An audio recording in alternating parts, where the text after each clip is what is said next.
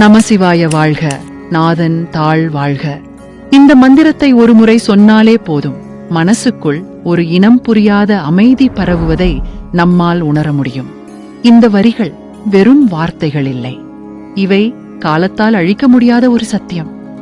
பக்தியின் உச்சத்தில் இந்த பிரபஞ்சமே உருகி வார்த்தைகளாக வந்தால் அதுதான் மாணிக்கவாசகரின் திருவாசகம். ஆனால் அதே மாணிக்கவாசகர் நம்மை ஆழமாக சிந்திக்க வைக்கும் ஒரு அதிர்ச்சியான எச்சரிக்கையையும் கொடுக்கிறார். உங்கள் உயிர் தோழனே உங்களுக்கு எதிராக திரும்பினால் என்ன செய்வீர்கள்? நீங்கள் உண்மையென ஆழமாக நம்பிய ஒரு விஷயமே உங்களை சந்தேகப்பட வைத்தால் எப்படி உணர்வீர்கள்?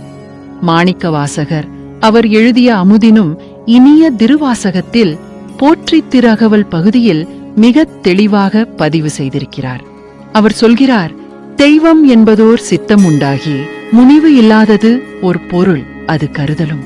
நீங்கள் இறைவனை தேட வேண்டும் என்று முழு மனதோடு முடிவெடுத்து அவனை நோக்கி ஒரே ஒரு அடி எடுத்து வைக்கும் அடுத்த கணமே உங்களை தடுத்து நிறுத்தவும், உங்கள் பயணத்தை திசை திருப்பவும், உங்களை மீண்டும் இந்த உலக சேற்றில் இழுத்து தள்ளவும் ஒன்று இரண்டு அல்ல, சுமார் 6 கோடி மாயா சக்திகள் உங்களுக்கு எதிராக ஒரு பெரிய போரையே தொடங்கும் என்கிறார். அதுவரை அமைதியாக இருந்த உலகம் உங்களுக்கு எதிராக திரும்பும். அதுவரை உங்களை சுற்றியிருந்த உறவுகளே உங்களுக்கு புரியாத புதிராக மாறுவார்கள். வாருங்கள், அந்த 6 கோடி மாயா சக்திகள் என்ன, அவை நம்மை எப்படி தாக்குகின்றன என்பதை ஒவ்வொன்றாக ஆழமாக பார்ப்போம். பகுதி 1, பிழைத்தலின் தொடர்ச்சி. உடல் எனும் உபாதை.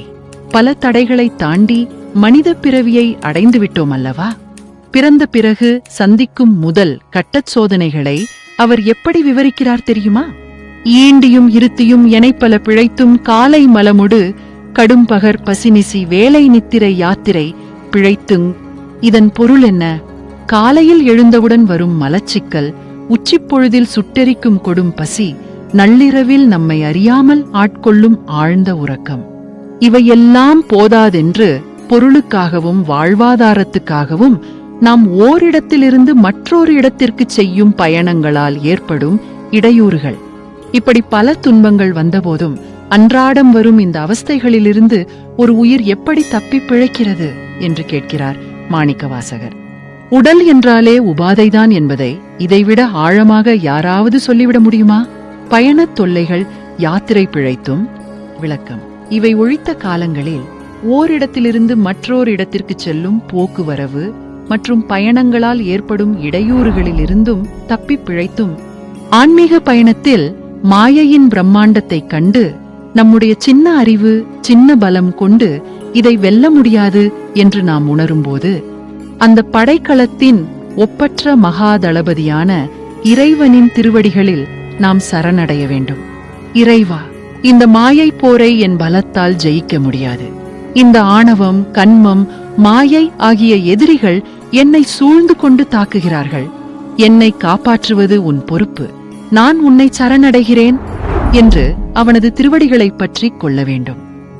பற்றுக பற்றற்றான் பற்றினை அப்பற்றை பற்றுக பற்றுவிடற்கு என்றார் திருவள்ளுவர். பற்றுக்கள் எல்லாவற்றையும் விட்ட இறைவனின் திருவடிகளை பற்றி கொண்டால் நம்முடைய உலகப் பற்றுகள் எல்லாம் தானாகவே விலகிவிடும். இதுதான் நாதன் தாழ் வாழ்க என்பதன் ஆழ்ந்த பொருள். இறைவனின் திருவடிகளை வாழ்த்துவதன் மூலம் அந்த திருவடிகளையே நம்முடைய ஒரே புகலிடமாக நாம் அறிவிக்கிறோம். பகுதி 2, காமத்தின் வலை. உடல் வளர்ந்து வாலிப பருவத்தை அடையும் போது அந்த உயிர் சந்திக்கும் மிகப்பெரிய சோதனை காமம். இதை மாணிக்கவாசகர் மிக துல்லியமாக விவரிக்கிறார். பசி, தூக்கம் முதலிய துன்பங்களை காட்டிலும் காளையராய் கண்ணியரால் எய்தும் துன்பம் பெரிதாகலின் அதன் இயல்பையும் அதனை செய்யும் மாதர் தகுதியையும் மிகுதியாக கூறுகிறார். பெண்மையின் கவர்ச்சி. கருங்குழற் செவ்வாய் வெண்ணகை கார்மையில் ஒருங்கிய சாயல். விளக்கம். கருமையான கூந்தல், சிவந்த வாய், வெண்மையான பல்வரிசை, கார்காலத்து ஆண்மயிலை போன்ற ஒன்று சேர்ந்து திரண்ட சாயல், அதாவது மென்மை ஆகியவற்றைக் கொண்ட பெண்களின் கவர்ச்சியிலிருந்து தப்பி பிழைத்தும். கண்கொள்ளா கொள்ளை. நெருங்கியுள் மதர்த்து கச்சர நிமிர்ந்து மாதர்தங் கூர்த்த நயன கொள்ளையிற் பிழைத்தும். விளக்கம். ஒன்றோடொன்று நெருங்க உள்ளே களிப்பு கொண்டு கச்சு என்னும் மார்பட்டிகை அரும்படி இருமாந்து நிமிர்ந்து ஒளி வீசி எதிரே பருத்து இடுப்பு இளைத்து வருந்த எழுந்து பக்கங்களில் அடிபருத்து ஈர்க்குங்கூட இடையில் நுழைய முடியாத வண்ணம் நெருங்கியிருக்கின்ற இளமை மிக்க முலையினையும் உடைய பெண்களின் வேல் போல கூரிய கண்களின் சூறை காற்றுக்கு, அதாவது கொள்ளையிலிருந்து தப்பிப் பிழைத்தும் தத்துவம். இது ஏதோ சாதாரண சரீர வர்ணனை அல்ல நண்பர்களே. ஒரு ஆன்மாவை இறைவனிடமிருந்து திசை திருப்பும் அந்த அகப்பற்று எவ்வளவு வலிமையானது என்பதை அவர் நமக்கு எப்படி படம் பிடித்து காட்டுகிறார் பார்த்தீர்களா? பகுதி 3. உலகியல் எனும் பெருங்கடல். காமத்தை தாண்டினால் நிம்மதியா? கிடையாது. அடுத்து வருவது உலகியல் ஆசைகள் என்னும் பெருங்கடல். பேராசை பெருந்துரை. பித்த உலகர் பெருந்துரை பரப்பினுள் மத்த களிரெனும் அவாவிடை பிழைத்துங். விளக்கம். இதன் பொருள் என்ன தெரியுமா? பொருள் இன்பம் என்று அலையும் பித்து பிடித்த இந்த உலகத்தவரின் மாபெரும் முயற்சிக் கடலில் மதம் பிடித்த யானையைப் போல வரும் ஆசை என்னும் தாக்குதலில் இருந்து எப்படி தப்பிப்பது என்று கேட்கிறார். அது மட்டுமா?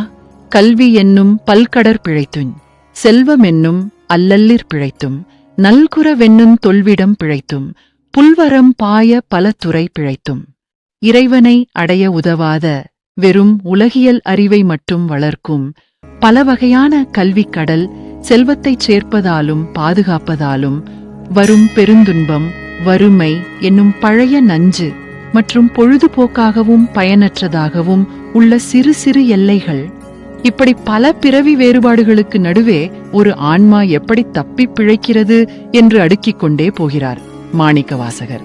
பகுதி 4. தெய்வீகத் தேடலும் மாயையின் எதிர்ப்பும். இத்தனை தடைகளையும் தாண்டி அரிதாக கிடைத்த இந்த வாழ்க்கையில் ஒரு உயிருக்கு திடீரென்று ஒரு கணத்தில் ஞானம் பிறக்கிறது. இறை சிந்தனை தோன்றினால் என்ன நடக்கும்? அதைத்தான் அவர் மிகத் தெளிவாக பதிவு செய்திருக்கிறார். தெய்வம் என்றொரு சித்தம். தெய்வமென்பதோர் சித்தமுன் டாகி முனிவி லாததோர் பொருளது கருதலும். விளக்கம். இதன் பொருள் என்ன? கடவுள் என்று ஒன்று இருக்கிறது என்ற எண்ணம் என் மனதில் உதித்த மறுகணம் எந்த விருப்பு வெறுப்பும் இல்லாத அந்த பரம்பொருளை நான் அடைய வேண்டும் என்று நான் நினைத்த அடுத்த நொடி என்ன நடந்தது தெரியுமா என்று கேட்கிறார் மாணிக்கவாசகர். 6 கோடி மாயைகள், 6 கோடி மாயா சக்திகள், வேறு வேறுதம் மாயைகள் தொடங்கின. விளக்கம். முதலில் இந்த 6 கோடி என்ற வார்த்தையை நாம் சரியாக புரிந்து கொள்ள வேண்டும். இது என்ன கணக்கா? 6, 60, 100 என்று நாம் எண்ணிக்கொண்டிருக்க முடியுமா? நிச்சயமாக முடியாது. தமிழ் இலக்கியத்திலும் ஆன்மீக மரபிலும் கோடி என்ற சொல் எண்ணிக்கையின் உச்சத்தை, அதாவது எண்ணிலடங்காத் இன்னம்பரபிள் என்ற பொருளில்தான் பயன்படுத்தப்பட்டிருக்கிறது. 6 கோடி என்பது இங்கே ஒரு குறியீடு. 6 முக்கிய வழிகளில், ஆனால் கணக்கிலடங்காத வடிவங்களில் வரும் மாயைகள் என்பதையே இது குறிக்கிறது. ஆம், 6 கோடி என்று கணக்கிடப்படும் மாயா சக்திகள், உடல், உலகு என மாயையின் காரியங்கள் தங்களின் பல்வேறு வகையான சூழ்ச்சிகளைத் தொடங்கி அந்த ஆன்மாவை தடுக்க படையெடுக்கின்றன. அவை எப்படி தடுக்கின்றன? நாத்திகவாதம். ஆத்தமானார் அயலவர் கூடி நாத்திகம் பேசி நாத்தழும் பேரினர். விளக்கம். மாயைகளின் தாக்குதலில் மிக கொடுமையானதும் மிக எளிதாக நம்மை வீழ்த்தக்கூடியதும் எது தெரியுமா? அதை மாணிக்கவாசகர் அடுத்த வரியிலேயே சொல்கிறார். இது நம் இதயத்தையே கீறக்கூடிய ஒரு வரி.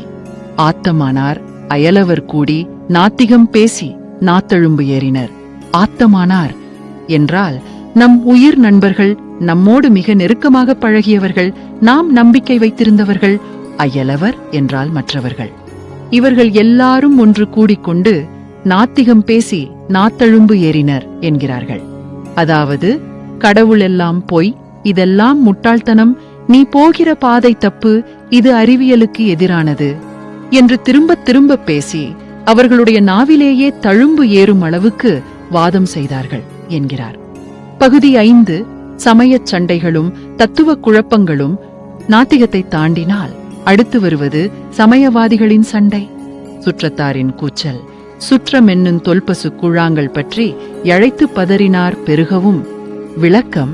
பாசத்தால் கட்டப்பட்ட சுற்றத்தினர் என்னும் தொன்று தொட்ட பசு கூட்டங்கள் பிடித்து இழுத்து அண்ணா என்றும் தம்பி என்றும் அப்பா என்றும் அழைத்து எங்களை விட்டு போகாதே என்று பதறினார்கள். சமயவாதிகளின் வாதம் விரத மேபரமாகவே தியருஞ் சரதமாகவே சாத்திரங் காட்டினர். மிண்டிய மாயா வாத மென்னுஞ் சண்ட மாருதன் சுழித்தடித்தார்த்து. விளக்கம்: விரதம் இருப்பதே மேலான வழி, அதுவே பரம்பொருள் என்று வைதிகர்கள் சாத்திரங்களை ஆதாரமாக காட்டினர். சமயவாதிகள் தங்கள் மதமே சிறந்தது என்று கூச்சலிட்டு, அதாவது அரற்றி சண்டையிட்டனர். உலகாயத நஞ்சு உலோகா யதனெனு மொன்திரர் பாம்பின். விளக்கம்: கண்ணால் காண்பது மட்டுமே உண்மை, உலகம் மட்டுமே மெய் என்று பேசும் உலகாயதம் என்னும் ஒளி பொருந்திய வலிமையான பாம்பின் விஷம் வந்து தாக்கியது. தப்பிக்கும் வழி என்ன? மாணிக்க வாசகரின் சரணாகதி. இவ்வளவு சோதனைகள், இவ்வளவு தாக்குதல்கள், இதை கேட்கும்போதே தலை சுற்றுகிறதல்லவா? அப்படியானால் இதிலிருந்து தப்பிக்கவே முடியாதா? ஆன்மீக பாதை என்பது இவ்வளவு கடினமானதா என்ற கேள்வி உங்களுக்கு வரலாம். முடியும், நிச்சயம் முடியும். அதற்கான வழியையும் மாணிக்க வாசகரே அடுத்தடுத்த வரிகளில் மிகத் தெளிவாக விளக்குகிறார். அவர் என்ன செய்தார்? இந்த நாத்திகர்களுடன் எதிர்வாதம் செய்தாரா? உறவுகளுடன் சண்டையிட்டாரா? சமயவாதிகளின் வாதங்களுக்கு பதில் சொன்னாரா? இல்லை, அவர் இவற்றில் எதையுமே செய்யவில்லை. மாறாக அவர் செய்ததை அவரே சொல்கிறார். தப்பாமே தாம் பிடித்தது சலியா தழலது கண்ட மெழுகு, அதுபோல தொழுது உளம் முருகி அழுது உடல் கம்பித்து ஆடியும் அலறியும் பாடியும் பரவியும். என்ன ஒரு அற்புதமான வரிகள்! நான் பிடித்த பாதையை விடவே இல்லை, என் கொள்கையில் சோர்வடையவும் இல்லை. நெருப்பைக் கண்ட மெழுகைப் போல என் உள்ளம் உருகியது. இறைவனை தொழுதேன், அழுதேன். என் உடல் பக்தியால் நடுங்கியது. ஆனந்தத்தில் ஆடினேன். நாதா இறைவா என்று அலறினேன். அவன் புகழை பாடினேன். அவனை போற்றி துதித்தேன். அவர் சொல்கிறார், கொடிரும் பேதையும் கொண்டது விடாது எனும்படியே ஆகி. அதாவது முதலையும் ஒரு பித்தனும் தாங்கள் பிடித்த ஒன்றை எப்படி விடவே மாட்டார்களோ அதுபோல நான் இறைவனை கெட்டியாக பற்றிக் கொண்டேன் என்கிறார். முதலைப்பிடி என்று சொல்வோமே, அதுபோல இங்கேதான் நமக்கான மிகப்பெரிய பாடம் இருக்கிறது. மாயைகளை எதிர்த்து போராடுவது நம் வேலை இல்லை. ஏனென்றால் மாயை நம்மை விட சக்தி வாய்ந்தது. நம் சின்ன அறிவைக் கொண்டு அதன் எண்ணிலடங்காத வடிவங்களை நம்மால் வெல்ல முடியாது. நாம் செய்ய வேண்டியது ஒன்றே ஒன்றுதான். மாயையின் பக்கம் நம் கவனத்தை திருப்பாமல் இறைவனின் திருவடிகளின் பக்கம் நம் முழு கவனத்தையும் திருப்புவது. முடிவுரை: நண்பர்களே, இன்று நாம் ஒரு மகத்தான பயணத்தை மேற்கொண்டோம். ஆன்மீக பாதையில் நாம் செல்லும்போது நம்மை தடுக்க வரும் 6 கோடி மாயா சக்திகள் என்ற பிரம்மாண்டமான படையை பார்த்தோம். அந்த படை எங்கோ வெளியில் இல்லை, அது நமக்குள் இருக்கும் ஆணவம், கன்மம், மாயை என்ற மும்மலங்களின் வெளிப்பாடே என்பதையும் புரிந்து கொண்டோம். இவ்வளவு பெரிய படையைக் கண்டு நாம் பயப்படத் தேவையில்லை. ஏனென்றால் அந்த படையை நொடியில் வீழ்த்தக்கூடிய பிரம்மாஸ்திரத்தையும் மாணிக்க வாசகர் நமக்கு கையளித்திருக்கிறார். அதுதான் நாதன் தாழ் வாழ்க என்ற சரணாகதி மந்திரம்.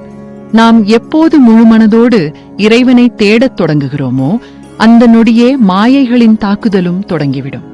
அந்த தாக்குதல் பேராசை போன்ற உள்ளெதிரிகளாகவும், நண்பர்கள், உறவினர்கள், அறிவுஜீவிகள் போன்ற வெளியெதிரிகளாகவும் வரும். நம்முடைய நெருங்கிய நண்பர்களும் பாசமான உறவினர்களுமே நம்முடைய முதல் எதிர்ப்பாளர்களாக மாற வாய்ப்புள்ளது. இந்த மாயைகளை நம்முடைய சொந்த பலத்தால் போராடி வெல்ல முடியாது. ஒரே தீர்வு, இறைவனின் திருவடிகளை முழுமையான சரணாகதியுடன், இடைவிடாத அன்புடன் ஒரு முதலைப்பிடி போல பற்றிக் கொள்வது மட்டுமே. மாயைகளைக் கண்டு பயப்படத் தேவையில்லை. அவை இருக்கின்றன என்பதை அறிந்து கொள்வதே முதல் வெற்றி. அவற்றை அடையாளம் கண்டு நம் கவனத்தை சிதறவிடாமல் இறைவன் மீது திருப்பினால் வெற்றி நிச்சயம்.